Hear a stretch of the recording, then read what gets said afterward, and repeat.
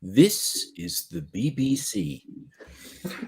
Good morning, everybody, and welcome to Sales TV. A light-hearted look at what's going on in the world of sales. I was going to say in the UK, but actually around the world, isn't it? You know, global. we're all part of a global community, aren't we? Yeah. The global community of sales. So, hello, everybody, and welcome. We haven't really got an agenda particularly today, I don't think. We did have somebody that we had lined up that might have been a guest, but they couldn't make it in the end. What have we seen in the world of sales and sales methodologies this last week, do we think? I've got a topic that's come up a couple of times in the last week. Okay. Which I'd like to put on the table. The topic is asynchronous selling, and I think asynchronous selling. Selling, which I think I understand to mean the ability to sell in lots of places at different times without having to actually be there yourself in person. So I think this topic's come up a couple of times in the last week because when we think about how buyer behavior has been changing, I think more so in the last couple of years as buyers spend more time thinking about what their problems are and how to solve them behind closed doors. And then we have the added complexity with multiple stakeholders and multiple hoops that buyers have to jump through. Sellers are getting less and less time in front of the people that are influencing those decisions. So they're trying to come up with ideas like digital sales rooms or video prospecting and trying to get their message across to those stakeholders when they're not necessarily on a predefined call or in a predefined meeting with them. And so I just wanted to table that as a topic. I think it's quite an interesting one. It is. I was originally confused because I thought it was about a bunch of salespeople getting into swimming costumes and doing that. When you said asynchronous selling, it's like I was going to a completely different place then. Interestingly, you said asynchronous selling, and I thought you were going to say like a sarcastic comment about a lack of synchronization between the seller and the buyer, and the fact that the seller's interested in selling and the buyer has no interest in buying. But actually, that's what that's what the overwhelming majority of selling looks like. And you said about, we're going to create a buyer room where people can come in or whatever. It's like, since when has a buyer ever been interested in that? Alex, you and I worked at a company together, and we used to do things like customer journey mapping. It had nothing to do with the customer's buying journey. It had everything to do with the seller's selling journey. And did it make you feel better, though? Did you feel happy? The two well, of you with a pen? Well, I'm not sure that I personally felt happy, but I think a lot of people did feel happy because they felt they were doing something around customer centricity and putting the customer first. But people talk about we want to have a relationship based sale. No, you don't. You want to have a sales relationship based sale. It's got nothing to do with the relationship. It's got everything to do with the money. Yeah, and I think when digital sales rooms, this is a new term that I'm hearing. I don't think it's that new, but I'm hearing it more and more. Where a vendor or a sales team create this digital room where the buyer can go and consume information that has been created by the seller with the intention of helping to guide the buyer through their buying journey. But as you say, Adam, it's really more about the seller. Now, I see one of the problems there is every vendor as every vendor starts to do this, whether creating the technology or the software themselves or using a third-party technology, but buyers who are buying multiple solutions to multiple problems are going to find themselves in a position where they're having to log into multiple sales rooms, which kind of defeats the object. And it's also part of this ongoing thing that salespeople want to see. That we need to scale. So one-to-one meetings aren't enough. So if we can get 20 buyers in a room and basically give them our pitch, they'll all sign. So we've basically cut our sales cycle, and what we've done is that we've increased the number of sales. Tim, just before we go any further, I think in episode 2 you dished out quite a bit of abuse about me being late. So I thought I was going to be late on the school run because I'm a working dad with a working wife. So this is the new protocol. If you're going to be late, you log on at 7:30. You put your test card up with your reason why you're going to be late. Yeah. In fact, that is exactly what happened. So before we went live, so Andy was here when we switched on, but before we went live, I logged in, and then I let Alex in, and then the test card popped up for Andy, and it was like, oh, well, he did phone me to say I might be a little bit late, so he had already done his prep for it. Here's the bizarre thing: it was actually early to be late. Anyway, so actually, with James Ward, a good friend of mine, created something called Client Share, other brands available, about 8 years ago. Don't know if James is on, but exactly to the point, which is how do you create this digital room where you can put information and you can share it with the buying group. I think to your point, though, let's be brutally honest, it's a way of trying to find out who the hell's engaging. Isn't it? Don't we have this thing called a website where buyers can go online and they can check, and look at your products and services? But of course, the problem to the seller is you don't know that they've been on the website. Well, you can kind of track, you can kind of find the IP address that they've come from. Yeah, you can. But if you do all of your research while you're staying at a Marriott hotel, as people will know, that they get lots of people looking at their websites from Marriott, not from the company. But really, buy rooms? Is this serious? A buyer's interested. That's my question. So the problem, as we always say, every piece of sales or brand collateral says the same thing: buy our product because we're better than everyone else. So when I go into the Andy Huff buyer room, it says buy from Andy because Andy's the best.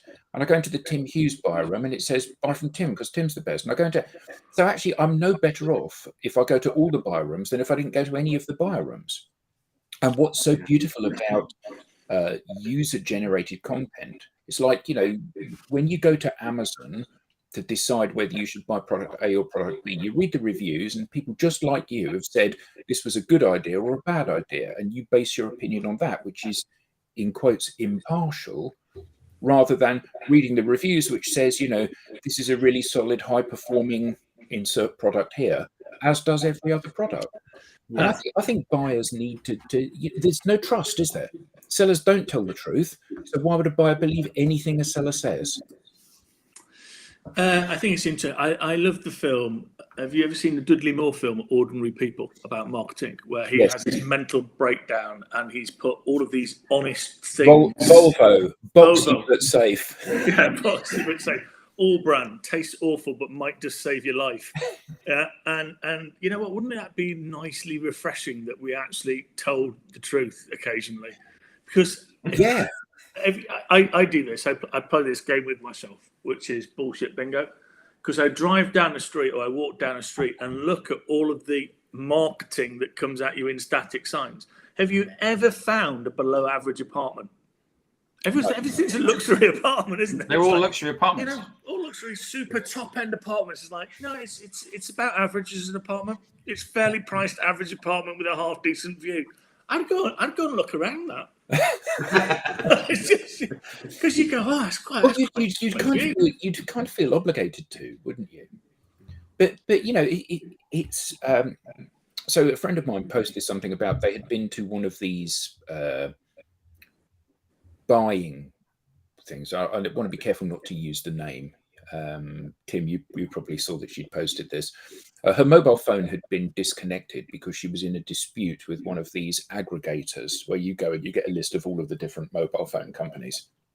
And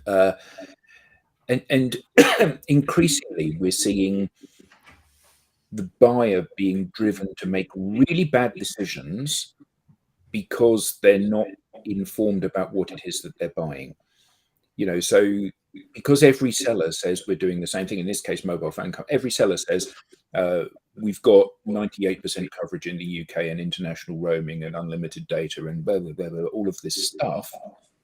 This person had just thought, well, actually, because they're all saying the same thing, they're all identical, so it doesn't matter which one I buy. Therefore, I'm going to go and buy this one because it's cheapest. Yeah. And unfortunately, it's like my dad, who was an architect, used to say about quantity surveyors. Nothing against quantity surveyors. Used to say they know the price of everything and the value of nothing. And that's the issue, isn't it? People are being led up the garden path, and I don't see the buyer rooms or journey mapping or brochures help actually break down those barriers and help inform people, do they? Yeah. So I want to bring up Peter Button's comment, because I think I kind of joked a little bit about asynchronous selling, but I do think Peter has a point about asynchronous selling being a skill, and I personally don't see asynchronous selling as any different to what good salespeople have done for many years.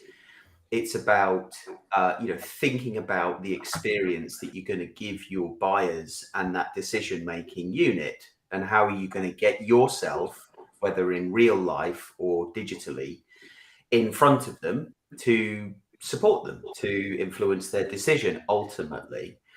But we're at risk, I think, of the digital sales room, for companies, for whoever owns the digital sales room at the vendor, to say, well, we have one of those, so therefore we're doing asynchronous selling.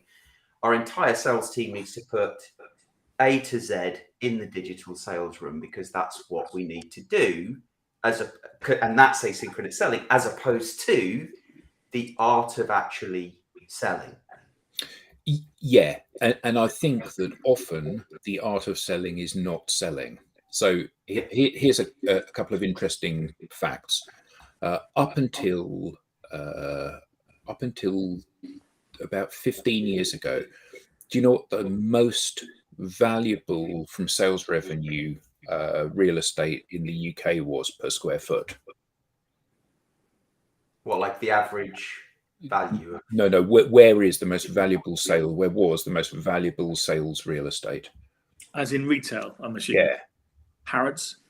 No, it was at major terminus stations in the UK. So Victoria and Euston and places like that. In the last 10 or 15 years, do you know what the most valuable, the highest yield retail space in the UK is? And indeed in the world, in every country, this is the case. Supermarket? The Apple Store. And do you know why?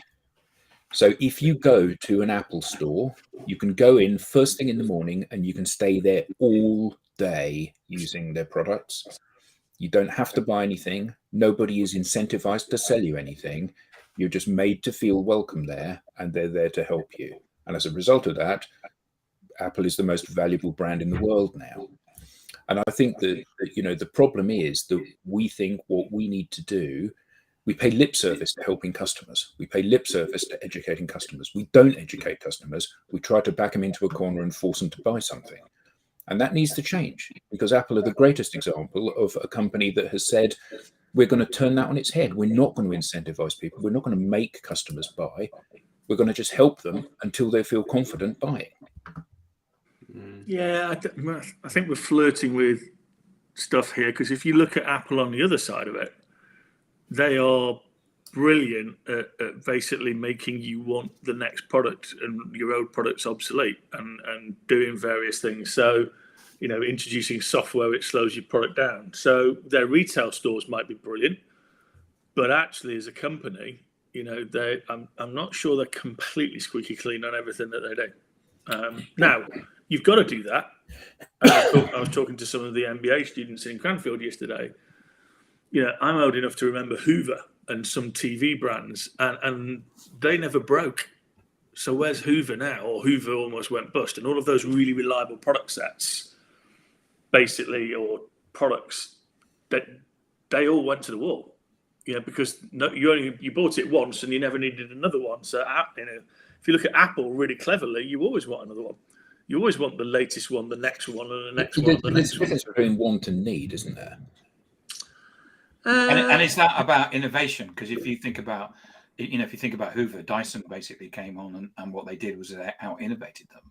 And also, Hoover had the most catastrophically bad marketing campaign, didn't they? Which almost sank them back in the 90s, where they said, buy one of our products and you get a free trip to New York. Oh, yeah. And obviously the point of a campaign to sell more of your product is the prize for buying the product must be a lower value than the product itself. But when the product is a lower value than the prize, which it was in Hoover's case, they assumed that they were going to get a 10% take-up rate. And in fact, what happened was people, you know, I want to take my whole family to New York for the weekend, so I'm going to go and buy 4 Hoovers and then just throw them away because it's the cheapest way to buy tickets. So they got a massive uplift in sales, but unfortunately they couldn't afford to fulfill it. They did redefine the name of a vacuum cleaner. They did. Maybe it was all a marketing ploy. It's funny. So I went into a supermarket, and two things happened. I just wanted a sandwich because I was quite hungry, and a bottle of water because I was quite dehydrated. And took them to the checkout, and the lady, quite a small store, said, "Oh, yeah, you can have a meal deal." So I was being charged £4.19 for these 2 products, and the meal deal. She actually walked me to the bag of crisps. Now, I quite like the fact that she walked me to the bag of crisps, because if you remember B&Q, they used to do a really good job of helping you buy, because they'd take some poor lost soul and walk you to the nail gun, walk you to the and actually, funnily enough, they don't do that. It's actually, but it did happen to me the other week. But this lady walked me. She got me a bag of crisps and said, if you buy these crisps, you get a meal deal. Walked me back to the till. And then effectively, even going, I don't really want a bag of crisps. This is a bit like McDonald's and Supersize Me. You know, it's like, okay. And she then got me from £4.19 for 2 products to £4 for 3. And I'm sat there going, so you effectively paid me 19 pence to buy that bag of crisps. So I'm sat there now extrapolating it out, going, if I go back today and just buy this bag of crisps and say, but actually, no, you now owe me 19 pence. How long do I have to be at that store before I actually buy a car with the proceeds? You know, but it's just, you know, I get it might work. It's a small store. Get it might work for a really heavy mid-town store or something like that. But it's like, you're paying me 19 pence. Trade promotions, Andy. Yeah, it's like it's a classic CPG trade promotion, right? But you lose money. As somebody get them in to buy that, and then they buy something else. You mean? As somebody once said, you know, £5 for a sandwich, a bag of crisps, and a drink. It's neither a meal nor a deal. No, very true. You could sell the crisps. Go out front and see if someone wants to buy the crisps. Give them away. Give them to a homeless person. That would be really a risk, and they'll say, "I'd rather have the 19p." Actually, yeah, yeah, exactly. Yeah. So that would be interesting, though, Tim, wouldn't it? Is if I actually did that, how many people would actually take them? Because you talk about trust. It's like, here, do you want a bag of crisps? They go, what's wrong? Yeah, what have you done to them? Yeah. Where's the catch? There isn't one. But no one, isn't that intrinsically the problem with the human being today in most civilian worlds, is that we just don't trust anything. Yeah. Yeah. Including, or especially salespeople. Exactly because of the buyer rooms that's just been created by the marketing department. You've got a meal deal in there. So Alex, asynchronous selling, is that what LinkedIn would call multi-threading? where you have you know, in any B2B complex sale, you've got multiple stakeholders. Yeah. So you've got to talk to, you know, so you've got to talk to the finance director wants a business case. The users want to see that, that you know, you can actually use the product. You've got the person that's actually going to sign off the check, which may be different from the finance director. So it's about talking to all of those different stakeholders.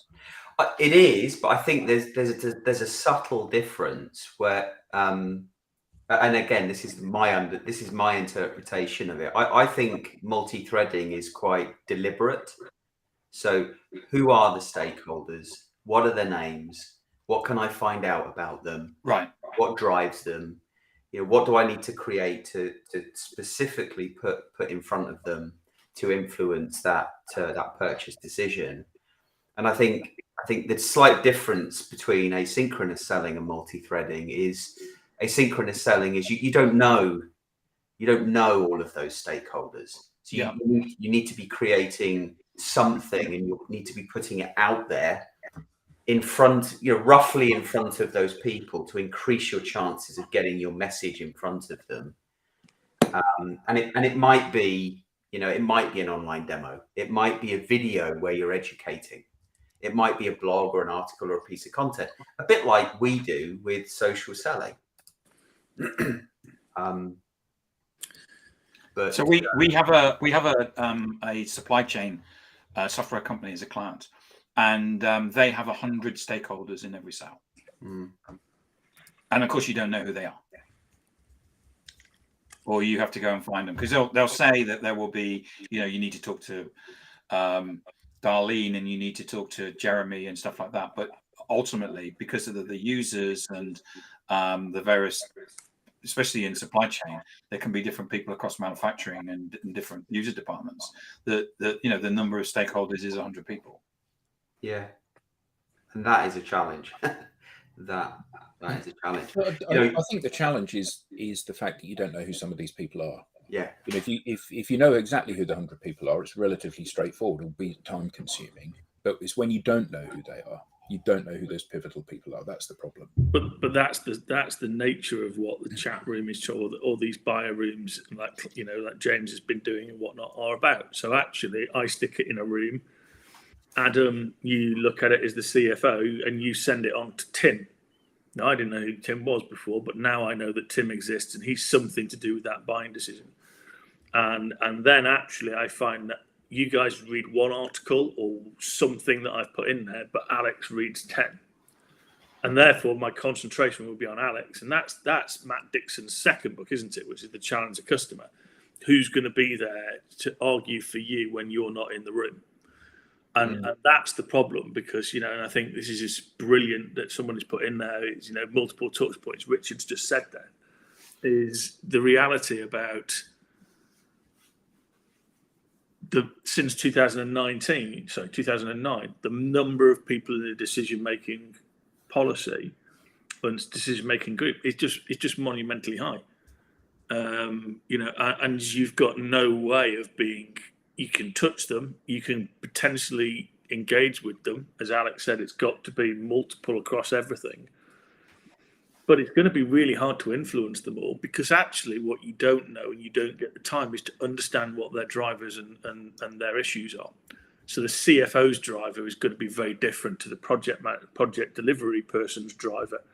And, you know, procurement's going to be very, very different. You know, procurement actually, bizarrely enough, get involved in a lot, but don't actually have any real power, but you've got to deal with them. It's not their budget, it's the business unit's budget. And many of the time, they're involved in a process that fundamentally they don't understand. So you've got no chance of really understanding them, apart from, and this is where I think sales has got to go, is highly adaptive salespeople who are very good at the human science of understanding different drivers for different people and stakeholders, and actually covering all of those bases off. And it used to happen, you know, late 90s, you had to sell that way. You had to go into an organization and understand what operations were doing and understand how they manufactured stuff. And where did you fit in that process to be able to help that business go quicker? And if you find that out, you were okay. And I think what's happened is that the number of stakeholders involved in the sale has increased, but also because of the fact that we've spent the last 2 years online and we're now sort of like semi-online. In the past, what we were able to do, we need to find out what a person's personal win is, and the way you do that is you ask somebody in the corridor, so what are you going to get out of this, Andy? And you're not able to have those conversations in corridors. You come onto a Zoom call and it's very official, and so it's more difficult to actually drill down to actually find out what the people want out of the sale. Yeah, which is why it starts with the individual and building influence or creating community around them, increasing the chances of their customers, their prospective customers and partners listening to them, and then creating a mix of content, not as a business, which is typically done by marketing, but as an individual, and then start having those conversations. Or it starts with engagement, right? When you then see people interacting with your content, and then you engage with them, you're increasing your chances of getting into that conversation to learn more about them as the individual, which then will tailor your approach. So, before they're before a business or a decision-making unit is actually in a buying or a purchase journey. Yeah. So isn't part of the issue though that people are lazy now? So when you, Andy, and you've spoken about this, when you started out, you had a car and an address book, and you went basically knocking on doors, going to the different companies within the retail estates or the business estates, saying, are you interested in this? Can I have a conversation? And it was all about relationship, and it's quite labor intensive to do that, but ultimately you got to meet the people and you get to forge relationships. Now people want to press a button and have a never-ending list of quality leads, a constant stream of opportunities of your ideal customer, and all of that garbage because people are not prepared to put in the work. Well, I think it comes back to revenue enablement, doesn't it? Really, it's a lot of these technologies that are theoretically making people more efficient and actually giving more visibility to their employers about what the hell's going on, because everyone likes a metric and everyone likes to be able to go, okay, press this button, the graph comes out, and let's be honest, if it's a rag graph normally, if it's more green than it is amber and there's no red, we all feel kind of great. None of those technologies have actually solved the problem about making sales more, I'm trying to pick the right word, more successful. The close rates haven't gone up. In fact, actually, they've probably gone down because of our over-reliance on it. And what it keeps coming back to is there's nothing wrong with these technologies. Everybody who makes them is actually very well-intentioned.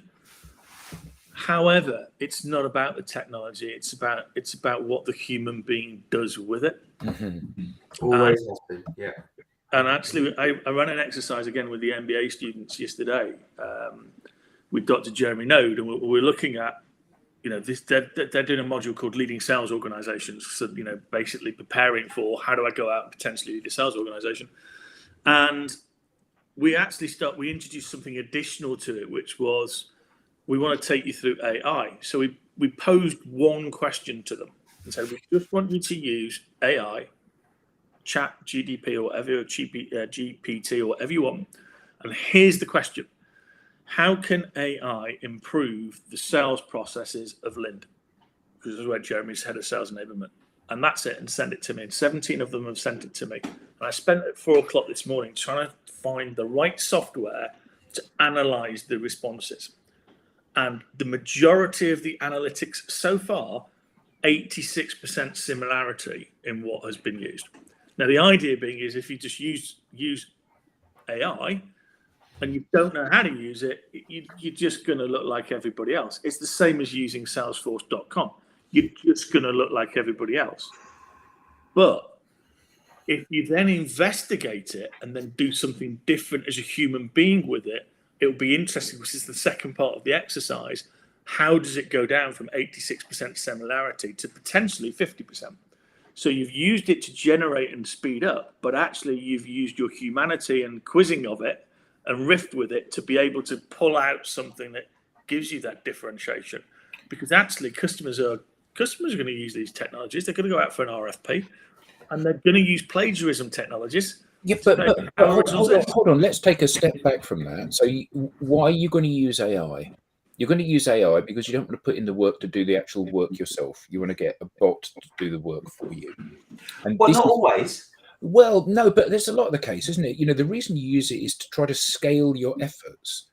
And you know, Alex, better than anyone does, that one of the things that we say to people is that if you want to be successful in this space, in modern digital selling, the first challenge you have to overcome is you have to look different from everyone else. Because if you don't, it doesn't matter who people pick. I'll pick you or Tim or Andy, it doesn't matter, you're all the same.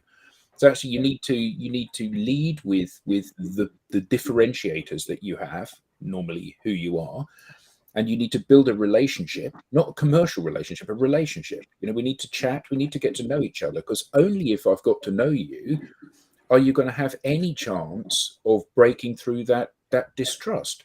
If I know you and like you, I'm going to A, listen when you speak, and B, believe what you say. I think it's unfair to generalize lazyism. Is that a word? It is now. That word. I don't think most people are lazy. No, but this is less about people, and Richard's nailed it here. This is not the people being lazy, because the people are run ragged, aren't they? Doing this stuff, using the tools, which are lazy tools. Because of the pressure they're under. Yeah, it's the business saying, right, these are the tools that you have to be able to talk to more people. Yeah. And actually, it's not about talking to people. It's about having meaningful conversations with people. Yeah. And you're scaling the wrong thing. It's like the cold calling thing. Well, Tim, we're going to get an auto dialer so you can dial 1,000 numbers a day.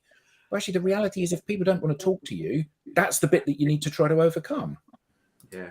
Yeah, it's measuring the right KPI, though, isn't it? And you know, the reality around some of these things is that Neil Rackham said this, you know, turn the frown upside down. So with the internet of everything arrived in 2000, theoretically, everything went to one end of the scale or the other, which was everything's going to be transactional, online, digital.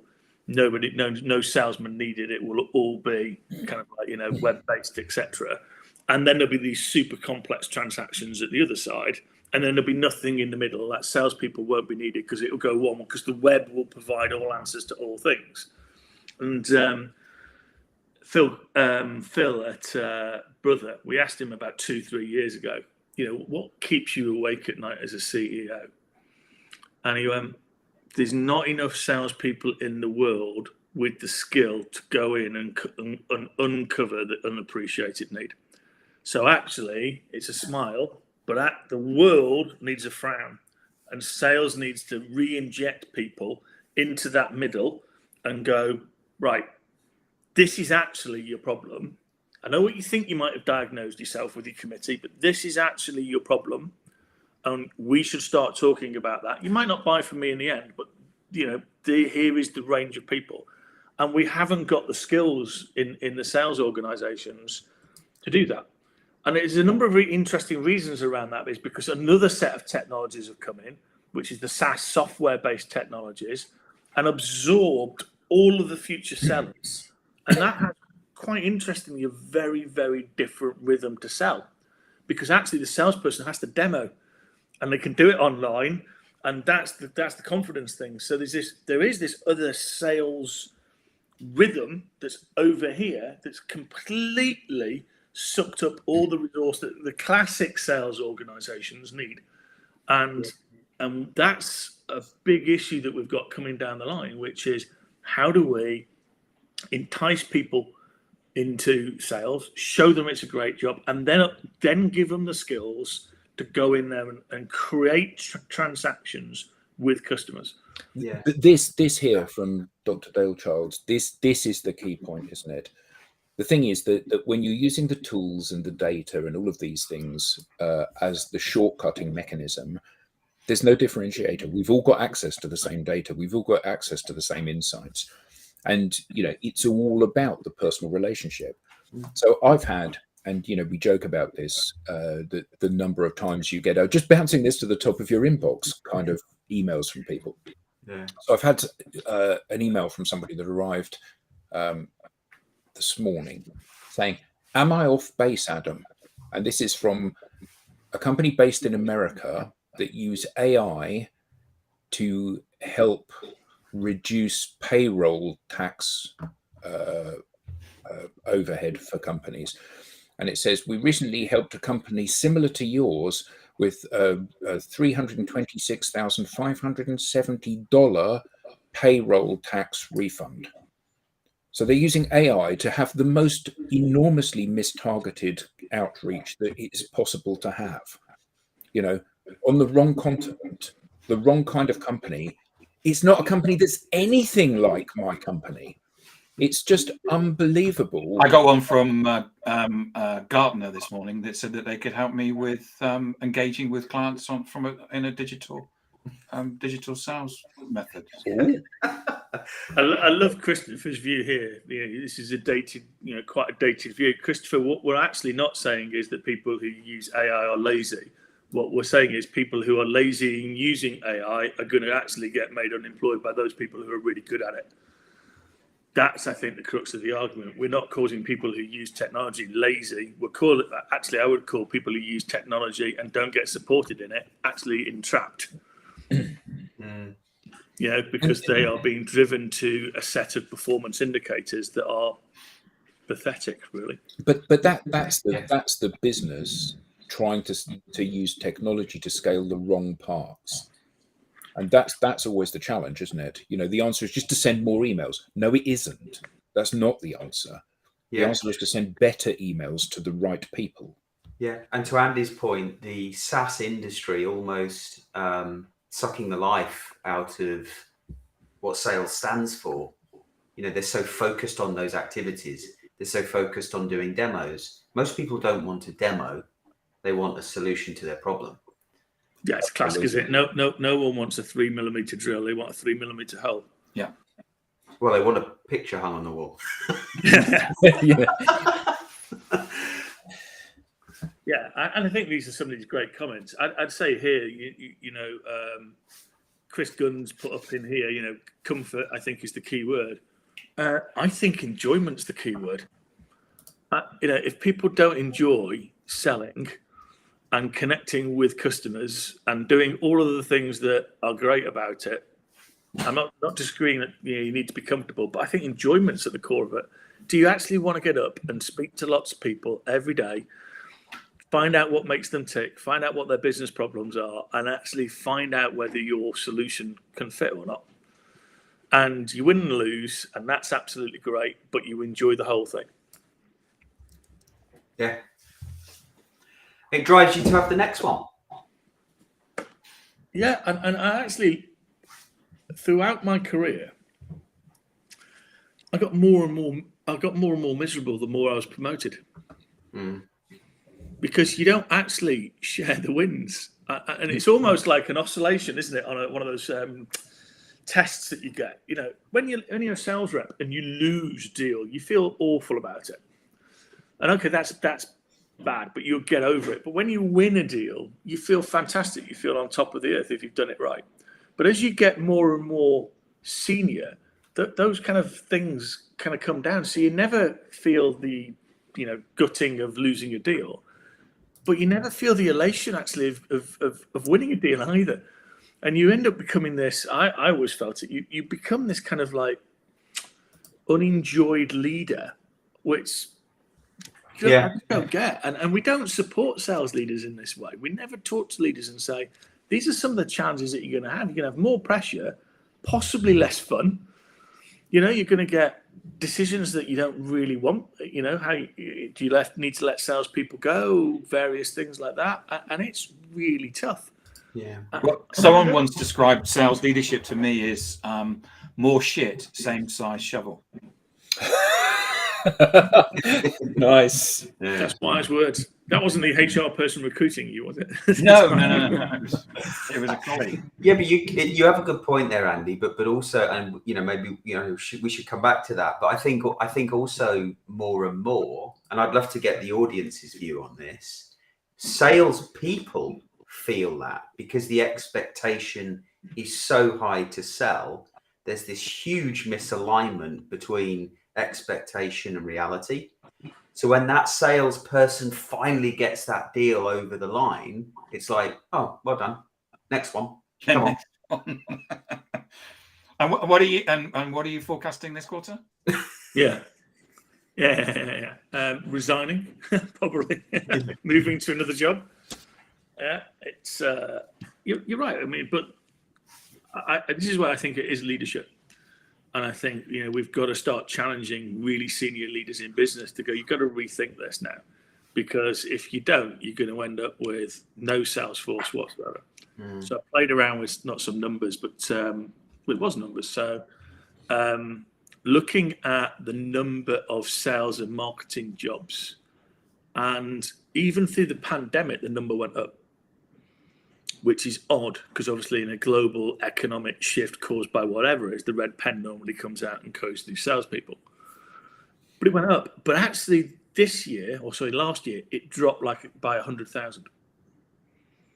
And it was like, that's really, really interesting. Why? And it's the first time the graph, I'll share it with everybody, but the first line the graph had gone up and up and up and up and then bang off. And actually then you correspond that and ask Google, AI and everybody else how many sales roles are open. The number of sales roles are open actually corresponds to that big drop.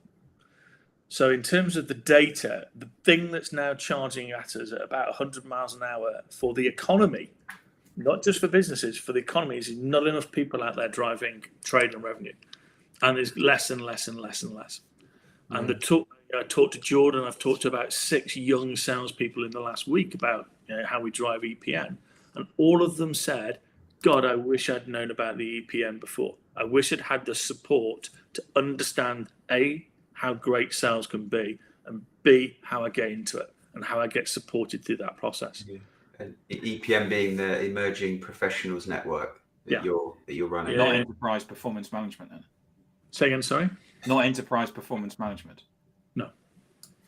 I like it though, but we're not going to go there yet. How long? I know we've only got a few minutes left, and there seems to be quite a few comments coming through. Great comments. Yeah. Really great comments. But how long should a sales leader have? I hear this VP of sales, lifespan is 18 months. For the most part, a business is hiring a VP of sales, not just to replace someone, but to actually transform something, or there's a problem, sales are declining.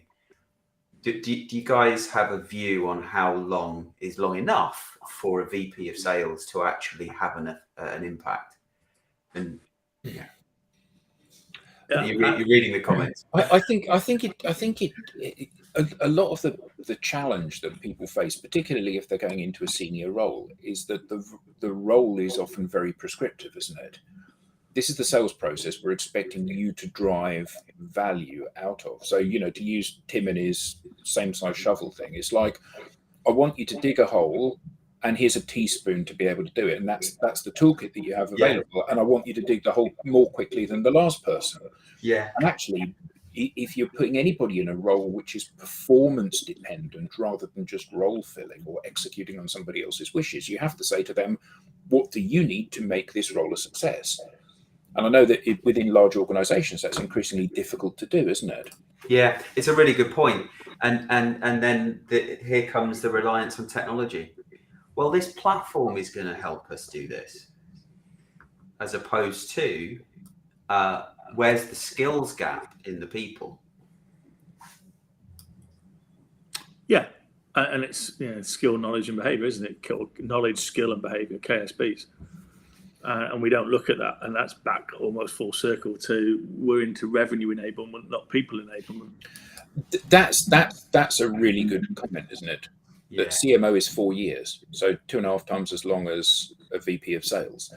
So why is there such a big disparity? And how come also when I look out across my network of connections, there are a huge number of salespeople that are floating around looking for a role. There are a huge number of open roles, apparently. What's going on here? Why are there so many people that can't find a job and so many jobs that can't find people? It's interesting. I think we're merging two slightly different issues. I think people are leaving sales roles and can find jobs quite easily in other places, and we're not filling the sales roles that are open because of that fact. So I think if you look at what the pandemic did, it forced people to evaluate, do they want to do that, Rob? If I'm 55 right now, I can actually take a different path and go and do something else and not have to do all this stuff and take a lifestyle decision. Yeah, but you're not 55 yet, Andy. You've got a long way to go yet, mate. So it's fine. You've got plenty of time. Anyway, we are at time. But what I would like to say is that maybe next week we can discuss this. I was just, Thank you, Jan. That's a fantastic question that's worth exploring. Yeah. Because actually, I mean, Tim and Alex and I, who work together a lot of the time, we've seen this as a major shift in terms of the people that we're engaging with within organizations. So that will be an interesting thing to explore. So thank you, panel. Thank you, everybody in the audience. Fantastic, absolutely fantastic questions this week. Really interesting. And I love the fact that we had a couple of challenges from the audience as well, because this is about a debate. And I think all of us on the panel change my mind, prove me wrong on these things, because this is about an education. We're all finding our way in this world.